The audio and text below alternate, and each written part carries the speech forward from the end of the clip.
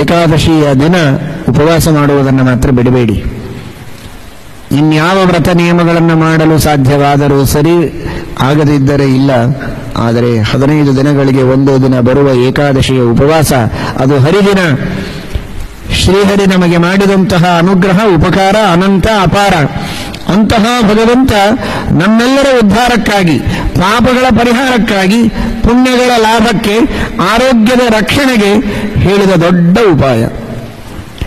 ಏಕಾದಶಿಯ ದಿನ ಭಕ್ಷಣವನ್ನ ಮಾಡಿದರೆ ಸುಮ್ಮನೆ ಕುಳಿತಲ್ಲಿ ಜಗತ್ತಿನೊಳಗಿರುವ ಎಲ್ಲ ಕ್ರೈಮ್ಸ್, ಏನೇನು ಅಪರಾಧಗಳಿವೆ, ಎಲ್ಲ ಅಪರಾಧಗಳನ್ನು ಮಾಡಿದ ಪಾಪಗಳನ್ನು ಇವನ ಹೆಸರಿನಲ್ಲಿ ದೇವರು ಚಿತ್ರಗುಪ್ತನಿಗೆ ಹೇಳಿ ಬರೆಸ್ತಾನಂತೆ.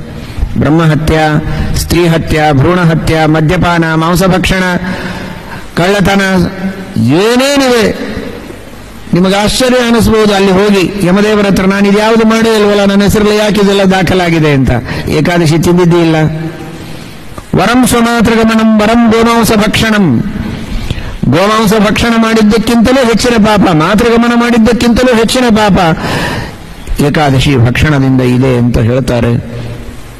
ಇದಕ್ಕೆ ವಿಪರೀತ, ಏಕಾದಶಿ ಉಪವಾಸ ಮಾಡಿದರೆ ಕಾಶಿ, ಗಯಾ, ಪ್ರಯಾಗ, ಬದರಿ ಮೊದಲಾದ ಎಲ್ಲ ತೀರ್ಥಕ್ಷೇತ್ರಗಳಿಗೆ ನಾವು ಹೋಗಲೇ ಇಲ್ಲ, ಮನೆಯಲ್ಲಿಯೇ ಕುಳಿತಿದ್ದೇವೆ.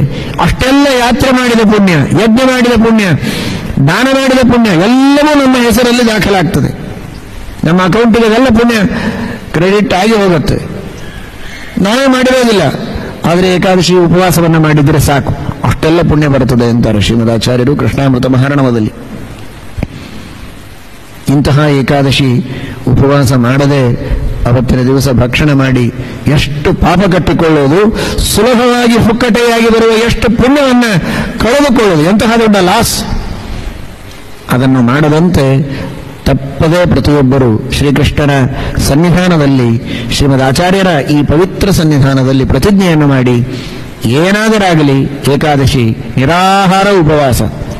ಉಪವಾಸ ಅಂದರೆ ಊಟವನ್ನು ಮಾಡೋದಿಲ್ಲ, ಅದರ 4ರಷ್ಟು ಫಲಾಹಾರ ಮಾಡ್ತೇನೆ ಅಂದರೆ ಅಲ್ಲ. ಪೂರ್ಣವಾದ ಶುದ್ಧ ನಿರಾಹಾರ ಉಪವಾಸ. ಕೃಷ್ಣನ ಭಾಷೆಯಲ್ಲಿ ವಿಷಯ ವಿನಿವರ್ತಂತೆ ನಿರಾಹಾರಸ್ಯ ದೇಹಿನ. ಆಹಾರವನ್ನ ಅವತ್ತು ಮಾತ್ರ ಪೂರ್ಣವಾಗಿ ಬಿಡಬೇಕು ಏಕಾದಶಿ. ಇನ್ನುಳಿದ ದಿವಸ ಮಿತಾಹಾರ ಆದರೆ ಪರವಾಗಿಲ್ಲ. ಏಕಾದಶಿ ದಿನ ಪೂರ್ಣವಾದ ಆಹಾರ ಪರಿತ್ಯಾಗ ಮಾಡಿ ಉಳಿದ ದಿನ ಮಿತಾಹಾರದಲ್ಲಿದ್ದು ಇಂದ್ರಿಯಗಳ ನಿಗ್ರಹ ಮಾಡುವಂತಹ ಪ್ರಯತ್ನ ಇದು ಒಂದು ರೀತಿ.